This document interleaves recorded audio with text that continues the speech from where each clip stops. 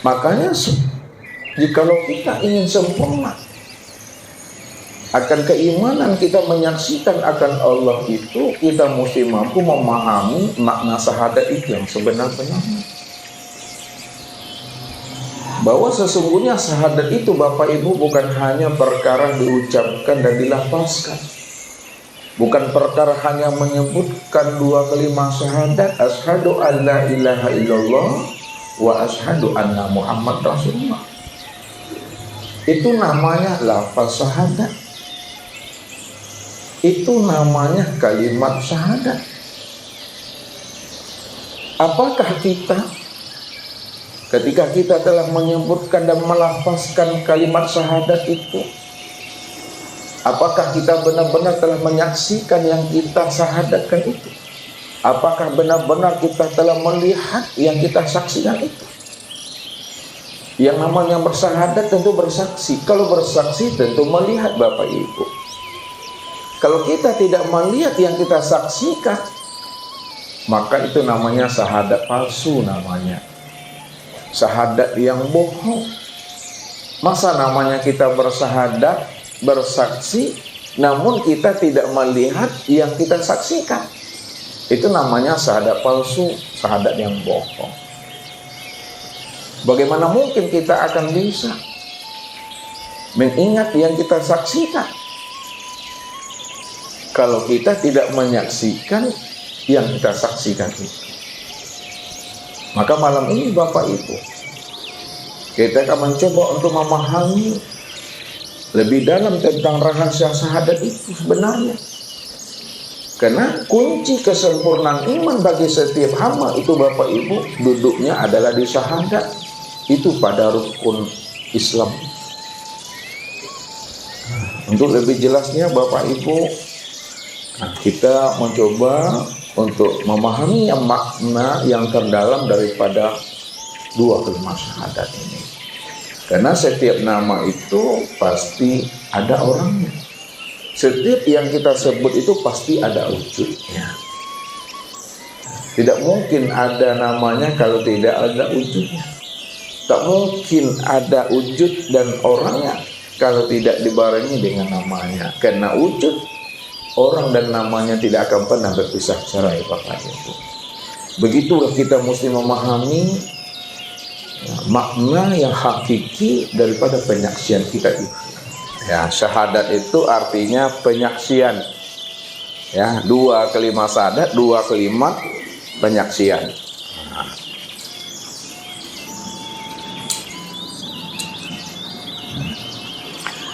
Yang pertama namanya syahadat tauhid.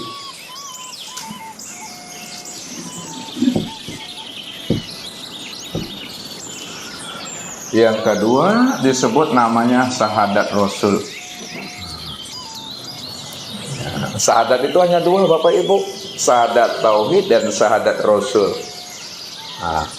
Namun kalau kita lebih pahami ke dalam, ya, yang tidak boleh dilafazkan, yang tak boleh diungkapkan dengan kata-kata, kalau dilafazkan dan diungkapkan cukup di dalam hati saja, dalam i'tiqadnya Bapak Ibu. Nah, ini yang disebut namanya dengan syahadat diri.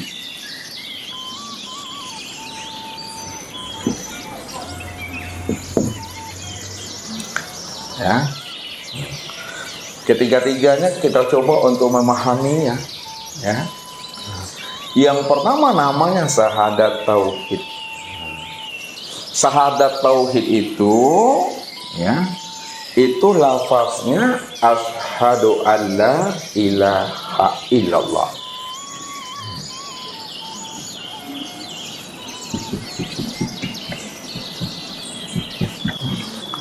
Ini syahadat tauhid, ya.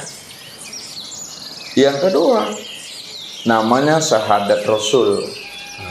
Syahadat Rasul itu lafaznya asyhadu anna Muhammad Rasulullah. Dan yang ketiga, ini tidak dilafazkan Bapak Ibu, cukup di dalam hati saja, cukup dipahami, ya, jangan dilafazkan. Ya, nanti kalau Bapak Ibu lafazkan, kata orang syahadat itu 3, ada bertambah pula nanti. Ya, syahadatnya selama ini syahadatnya 2, akhirnya 3 pula sejak mengaji di majelis ini. Nah, ini cukup dipahami di dalam hati kita. Ini yang disebut namanya syahadat diri. Nah, syahadat diri itu kalau bunyi lafaznya la maujud illallah.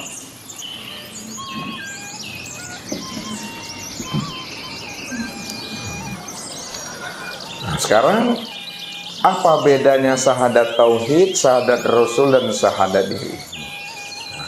Apa maknanya? Nah, yang pertama adalah syahadat tauhid.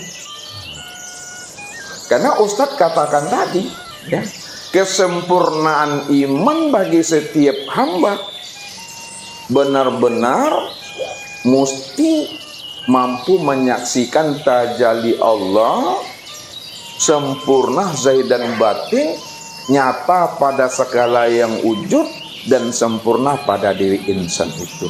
Itu kesempurnaan iman. Kalau kesempurnaan itu betul-betul menyaksikan tajalli Allah pada segala yang wujud dan sempurna pada diri kita. Pada saat kita mengungkapkan kalimat syahadat tauhid itu, apa makna sebenarnya yang terdalam dari setiap apa yang kita ungkapkan itu? Tentu meniliknya ke dalam diri. Bukan keluar diri bersyahadat itu Bapak Ibu, ke dalam diri. Karena Allah cuma yang wujud, Allah cuma yang ada. Maka untuk menilik akan kewujudan dan tajallinya Allah itu sempurna pada diri, mesti menilik dan memandangnya ke dalam diri. Jangan keluar diri Bapak Ibu, ke dalam diri. Kita lihat, asyhadu an la ilaha illallah. Aku bersaksi atas diriku sendiri. Aku bersaksi atas diriku sendiri. La ilaha illallah. Tidak ada yang wujud, tidak ada yang nyata, melainkan yang wujud dan yang nyata itu illallah. Hanya Allah, diriku, rupa ruh. Itu syahadat tauhid namanya. Aku bersaksi atas diriku bahwa tidak ada yang wujud, tidak ada yang nyata, melainkan yang wujud dan yang nyata itu hanya Allah, diriku, rupa ruh. Itu yang disebut namanya syahadat tauhid. Kemudian adalah syahadat rasul. Asyhadu anna Muhammad Rasulullah. Aku bersaksi atas diriku sendiri bahwa Muhammad itu wujud diriku. Inilah yang dimaksudkan Allahu ruhun wa Muhammadun jasadun. Allah itu ruh dan Muhammad itu adalah jasad. Maka kesempurnaan memandang Allah dan Muhammad untuk menilik syahadat tauhid dan syahadat rasul itu sempurna pada syahadat diri ini. La maujud illallah. Bagaimana kembali kepada Allah sebelum mati? Betul Pak, dikembalikan, kan ada ayatnya, wa anfiqu mimma razaqnakum min qabli an ya'tiya ahadakumul maut. Serahkan apa yang Allah berikan kepadamu sebelum ajalmu datang. Kembalikan dulu. Apa yang dikembalikan itu apa yang Allah serahkan sama kita. Coba saya tanya, bapak-bapak punya ruh apa tidak? Punya, alhamdulillah. Pernah bikin ruh? Nah, pernah beli? Enggak. Nah, kok bisa punya? Dari mana dapat? Bikin nggak pernah, beli nggak pernah, nanam pun nggak pernah. Kok punya? Yang bikin siapa? Allah. Fanafaktu fihi min ruhi. Aku tiupkan ruhku. Ruhnya siapa itu? Ruhnya Allah, bukan ruh kamu, bukan. Cuman kita ngaku punya. Nah, ngaku punya itu kembalikan itu. Kembalikan, jangan ngaku-ngaku punya. Kalau nggak punya apa? Bohong kita nanti. Inilah kita sampai tua ngebohongin diri sendiri kita. Ngaku punya padahal nggak punya gitu. Ya nah? Nah, kita merasa mendengar. Telinga kita mendengar. Apa telinga kita mendengar? Iya katanya. Ya, coba lihat mayat. Mayat ada telinga enggak? Ada. Telinga mayat nggak dengar enggak? Enggak lagi. Berarti bukan telinga yang ngedengar itu. Yang ngedengar itu sama. Sama itu punya siapa? Punya Allah, bukan punya kita. Nah, balikan. Allah yang mendengar, bukan kita. Ada? Kita tahu punya ilmu. Benarkah punya ilmu? Nggak usah jauh-jauh. Pak, ini warna apa, Pak? Hitam. Kata kita. Kata Allah ini warna apa? Hitam juga. Kenapa begitu? Karena tahu kita ini hitam karena dikasih tahu sama Allah. Coba kalau belum dikasih tahu sama Allah, nggak tahu kita ini hitam apa bukan. Jadi kalau begitu yang berilmu siapa? Allah. Nah, jangan aku punya ilmu. Itu yang dikembalikan, Pak. Akuan-akuan kita tuh hilangkan dulu. Supaya duduk kita di tauhidnya itu. Duduk kita kepada Allah. Jangan duakan Allah itu, Pak. Allah itu satu. Dia yang kuasa, makhluk tidak kuasa. Ya. Bapak Ibu pernah ngaca nggak? Pernah. Alhamdulillah. Ketika kita ngaca, nah, umpama ini kaca, ini kue nih, Pak, bukan kaca. Ini contoh, ini kaca. Yang dipandang apa? Bukan, yang dipandang cermin. Bukan muka yang dipandang, Pak. Cermin yang dipandang. Yang dilihat apa? Yang dilihat apa, Pak? Muka kita. Bukan. Bayangan wajah kita. Yang dalam cermin itu muka kita bukan? Bukan. Itu bayangan wajah kita. Yang muka kita ini, nah. Kalau itu muka kita yang cermin itu coba pencet-pencet, sakit enggak? Enggak. Jadi yang di dalam cermin itu bayangan wajah kita. Tapi meskipun kita melihat bayangan wajah, serasa-rasa melihat asli wajah kita itulah. Walaupun bayangan yang kita lihat, tapi seolah-olah melihat wajah asli kita itu. Nah, begitulah nur Allah terlihat. Seolah melihat Allah itulah. Nah, itu ya. Nah, sekarang Bapak itu ngaca. Melihat ada bayangan wajah kita di dalam cermin. Sama apa tidak bayangan wajah dalam cermin dengan wajah kita? Sama. Kalau begitu wajah Bapak ada berapa?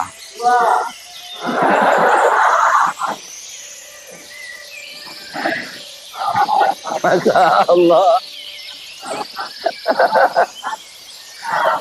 Wajahnya cuma satu, Pak.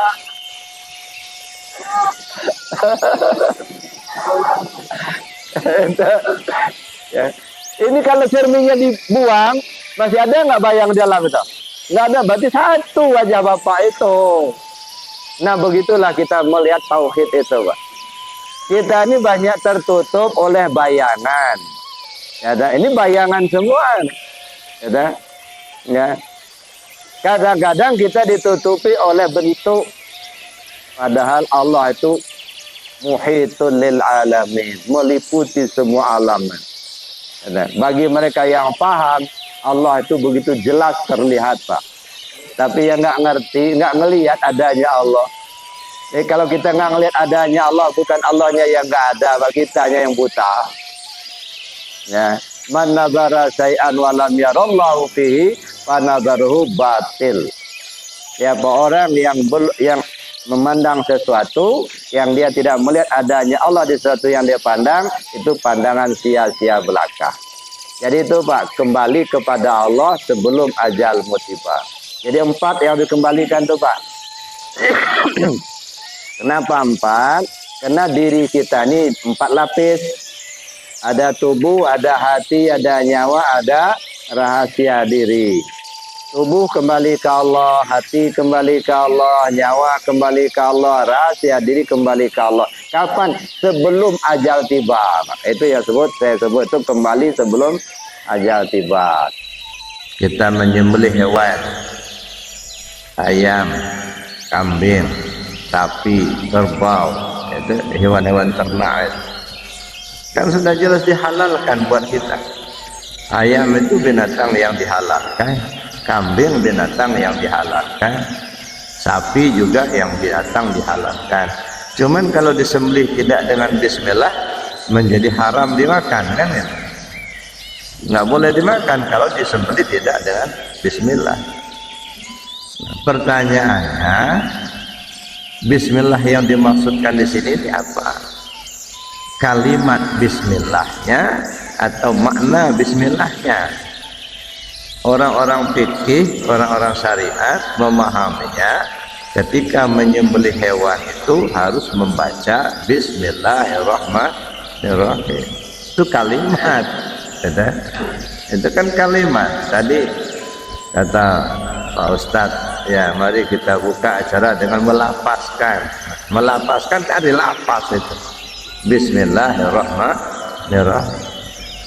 Apakah dengan lapas bismillah itu sehingga menyebabkan hewan itu halal dimakan? Kalau hanya sekedar lapasnya itu anak kecil juga sudah hafal. Orang non muslim juga banyak yang hafal bismillah apa? Jangankan bismillah, Al-Quran 30 juz banyak orang non muslim yang hafal. Jadi artinya di mana letaknya halalnya dan haramnya? Udah jelas ini ayam binatang halal kok. Kok dipotong dengan tidak bismillah menjadi haram? Di mana letak halal dan di mana letak haramnya? Ya. Nah, maka saya bilang tadi orang-orang fikih memahaminya ketika menyembelih hewan itu mengucap kalimat bismillahirrahmanirrahim. Lagi-lagi, apakah kalimat itu yang membuat binatang itu halal? Saya kira bukan. Nanti bukan persoalan kalimat. Lalu persoalannya di mana? Apa urusan kita dengan binatang itu, Pak? Kita ngejadikannya enggak, kita ngehidupkannya enggak. Kok kita tiba-tiba kita yang ngebunuh? Maling itu bukan punya kita, ya, ini hewan ini bukan kita yang jadi, bukan pula kita yang ngasih nyawa sehingga dia hidup. Kok tiba-tiba kita ngebunuhnya? Apa urusannya? Nah, makanya haram dimakan. Nggak izin sama yang punya, bukan milik kita, kita yang ambil. Maling namanya itu, makanya haram. Tapi dengan bismillah. Nah, bismillah ini bukan kalimat bismillahirrahmanirrahimnya. Dengan bismillah atas nama Allah aku sembelih ayamnya, baru halal. Dengan nama Allah, bukan nama kita, bukan. Apa urusan kita? Bismillah. Jadi kalaupun tidak mengucap kalimat bismillah, tapi dia tahu siapa yang nyembelih ini, di situ letak halalnya. Ada. Perjalanan menuju Allah itu terkadang tidak mulus, ya, ada hambatan-hambatan. Saya pernah sampaikan paling tidak BBM, bimbang, bosan, malas, itulah yang menjadi penghambat. Ya. Bimbang, kenapa bimbang? Karena ilmunya belum sampai. Ya, ragu, benar enggak, ada enggak dalilnya, ada enggak di zaman Nabi, apalagi dihembus-hembuskan oleh orang-orang yang memang tidak senang dengan tasawuf. Ya, jangankan kita orang awam, Bapak Ibu, ya, yang sudah doktor, yang sudah kiai, yang sudah LC, ya, kadang-kadang kita dibelokkan pikiran kita itu sehingga kita benci sama tasawuf. Contohnya begini, ada pernah saya dengar di sebuah ceramah, ya, tasawuf itu bid'ah. Imam Syafi'i saja anti tasawuf. Bahkan kata Imam Syafi'i, siapa orang yang belajar tasawuf di waktu pagi, sore dia bodoh. Dia jadi orang bodoh. Siapa orang belajar tasawuf selama 40 hari, dia tidak normal. Tidak akan menjadi normal. Nah ini diulang-ulang terus. Sehingga bagi mereka yang tak paham, seolah-olah benar. Gitu. Ini yang dikatakan sesat dan menyesatkan. Padahal ungkapan Imam Syafi'i tidak seperti itu. Imam Syafi'i itu orang sufi, Pak. Lihatlah istinbat hukumnya. Hanya Imam Syafi'i yang menggunakan ihtiyat, kehati-hatian. Itu salah satu ciri bahwa boleh orang sufi. Jadi apa yang beliau kemukakan, siapa orang belajar tasawuf di waktu pagi, di sore hari dia bodoh. Benar. Bodoh itu maksudnya apa? Tidak merasa tahu. Yang tahu itu Allah. Tidak merasa punya ilmu. Yang punya ilmu itu Allah. Bukan bodoh idiot. Ya. Jadi kalau kita masih merasa kita yang tahu, kita yang pintar, justru itu yang bodoh. Siapa orang yang sudah kenal Allah, dia pasti tidak merasa tahu, karena yang tahu itu Allah. Dia tidak merasa pintar, kenapa? Yang pintar itu Allah. Dia tidak merasa kaya, karena yang kaya itu Allah. Jadi bodoh dalam pengertian positif, bukan bodoh dalam pengertian negatif. Tapi bagi mereka yang nggak paham, ya itu diulang-ulang terus, sehingga orang benci kepada tasawuf. Nggak mau belajar tasawuf. Masa kita belajar tasawuf malah jadi orang bodoh? Padahal maksudnya tidak begitu. Bodoh itu dalam artian tidak merasa tahu, tidak merasa pintar. Yang pintar itu Allah, yang tahu itu Allah, yang berilmu itu Allah, bukan kita. Nah, itu satu. Yang kedua, siapa orang belajar tasawuf selama 40 hari, dia tidak akan menjadi normal. Ini bukan negatif Bapak Ibu. Yang normal itu kalau di sebalik dinding kan nggak kelihatan. Itu normal. Ada di sebalik dinding sana nggak kelihatan lagi karena dibatasi sama dinding. Itu yang normal. Yang tidak normal gimana? Barang orang yang belajar tasawuf Allah bukakan kasabnya. Jangankan sebalik dinding, sebalik pulau kelihatan sama dia. Apa yang belum terjadi sekian tahun yang akan datang dia sudah tahu. Itu tidak normal. Bukan tidak normal jadi idiot tadi, bukan. Yang normal apa yang diomongin itu yang didengar. Tapi mereka yang dibukakan oleh mukasafahnya belum diomongin sama mulut, baru terbetik di hati sudah tahu.